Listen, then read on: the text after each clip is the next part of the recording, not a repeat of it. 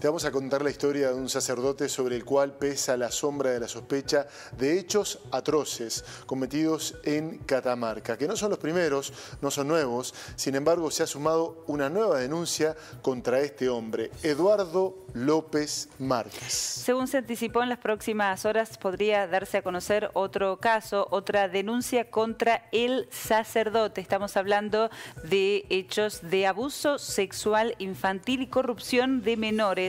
Nos vamos a poner en contacto con el abogado que representa a una de las víctimas. Saludamos al doctor Bruno Jerez, con él estamos en contacto. Bruno, muy buenas tardes, ¿cómo le va? ¿Qué tal? Buenas tardes para ustedes, para toda la audiencia. Es un gusto estar presentando este aberrante caso. Bueno, dentro de la angustia de la que padece la sociedad, obviamente es un caso que debe darse a conocer para que la gente tome conocimiento de realmente cómo es el modus operandi pederasta para arrimar a los niños a su lamentable condición sexual y, bueno, prevenir cualquier otro tipo de delitos. Cuéntenos, doctor, desde el principio, ¿cómo comienza esta historia? Esta historia comienza ya, mi defendido tiene hoy 35 años. Yo patrocino la querella junto con el doctor Sebastián Ibáñez de dos de las personas que han radicado la denuncia en contra de Eduardo López Márquez por bueno, el aberrante hecho de pederastía o pedofilia por haber sido infringido a la persona de dos niños. Actualmente tenemos conocimiento que hay un tercer damnificado que está, digamos, evaluando la posibilidad también de radicar la denuncia debido a que tiene una conexión directa con el Poder Judicial de Catamarca y, bueno, como en todas las personas que han sido vulneradas en la esfera sexual en la niñez, padece de algo de temor, padece algo de angustia y, bueno, quiere olvidarse del caso de una vez por todas y, bueno, no sacarlo a la luz. Pero al parecer probablemente estemos ante una tercera denuncia en los próximos meses. Cuéntenos, doctor, cómo era el modus operandi. Tenemos entendido que hay otra persona implicada que ya habría fallecido, que hacían mediar el alcohol. Cuéntenos lo que se pueda respecto de, bueno, estos crímenes que están denunciando. Bueno, el señor Eduardo López Márquez, dentro de su insignia sacerdotal del Obispado de Catamarca, tenía a su cargo diferentes parroquias o casas parroquiales donde él iba a pernoctar, a vivir cotidianamente, ¿no?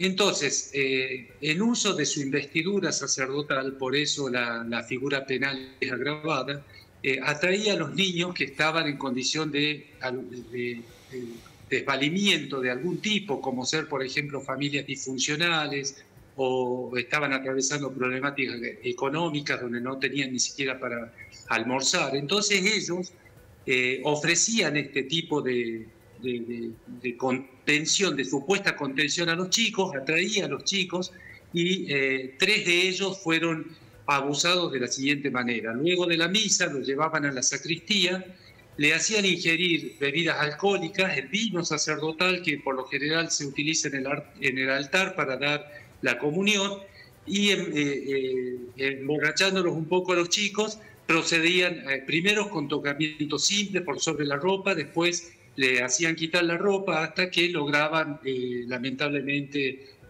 inducirlos o someterlos sexualmente en forma carnal. De esta manera se sucedieron los hechos durante un par de años. Los chicos en ese entonces, ¿no? los niños, tenían miedo de contar lo que les estaba pasando. Primero porque en esa época no se le creía a los chicos. Y cuando los chicos trataban de decir a alguien, se les burlaban o eran víctimas de descrédito. Afortunadamente, hoy en día esa situación cambió. Hoy la situación de los niños es privilegiada frente a la ley. cosa que en esa época no, debido a los pactos internacionales, debido a las convenciones de los derechos de niños, niñas y adolescentes. Ya los niños son sujetos de derecho, no son objetos como eran antes. Hoy los niños son escuchados, la magistratura está ordenada por ley a que sí o sí se debe escuchar a los niños. Bueno, en esa situación de desvalimiento jurídico y desvalimiento social, estos niños eran abusados permanentemente por este cura, Eduardo López Márquez, junto con otro cura que, falleció hace poco, así que no viene al caso dar su nombre. Pero López Márquez tiene una conectividad directa de amistad con con el obispo Urban de acá de Catamarca, así que esperamos que a nivel de la curia, de la eclesiastés catamarqueña, no vaya a ser por omisión o por acción protegido de ninguna forma. Así que con el doctor Sebastián Ibáñez, junto conmigo, que estamos representando ahora a los dos damnificados de López Márquez, esperamos llevar adelante la causa de la manera más pronta posible para arribar, por supuesto, a una condena por estos aberrantes crímenes. Doctor, le pregunto respecto de la cuestión... aparte de ser abogado, soy psicólogo también y trabajamos con víctimas hace ya bastante tiempo en calidad de querellantes. Y lo que sucede en la psicología de las víctimas cuando se procede a judicializar la causa, al principio es temor, miedo, angustia, se revitaliza el caso dentro de su memoria, entonces eso produce un lugar psicológico que se llama revictimización de la víctima, ¿no? Así, por más que sea cacofónico, revictimización es un proceso en el cual la víctima del delito entra a una serie de recuerdos disvaliosos, desagradables, y lo sumen nuevamente en la angustia y en la opresión psicológica. Pero a medida que transcurre el caso, eso se va desahogando. Cuando la justicia va investigando, las personas que han sido víctimas del delito, sobre todo de este tipo de situaciones de índole sexual, van como desahogándose y van tomando poder sobre sí mismos, entonces empoderándose como personas, ya saliéndose del punto de vista de víctima directa y ya tomando a la justicia como su aliada. Entonces, con la condena del abusador, del pederasta, del pedofílico, esta persona logra recomponer su estructura psicológica. Doctor, entonces, permítame que le pregunte, por favor, al respecto de esto puntualmente. ¿Nos escucha? ¿Nos escucha? Sí, poquito, pero le escucho, dígame. Vamos a tratar de mejorar la calidad de la comunicación. Estos hechos ocurrieron justamente allí en la provincia de Catamarca, en la localidad de Chumbicha. Usted nos dice que los chicos guardaron silencio por todo la gravedad que tenía este tipo de hechos. Ahora toma trascendencia nacional por estas horas, este caso tan atroz. ¿Por qué no ocurrió antes? ¿Creen ustedes que hubo cierta connivencia de algunas instituciones, cierto ocultamiento que impidió que esto se conociese antes, que de hecho, por ejemplo, no se hubieran dado tantas víctimas? Mire, la verdad que su pregunta debe ser respondida desde diferentes puntos de vista. No es solamente el encubrimiento eclesiástico sobre, obviamente, de los curas que son sometidos a algún tipo de persecución penal por algún acto de pederastía, sino también por la sociedad misma. Recordemos que Catamarca es una provincia que tiene un imperativo católico importantísimo.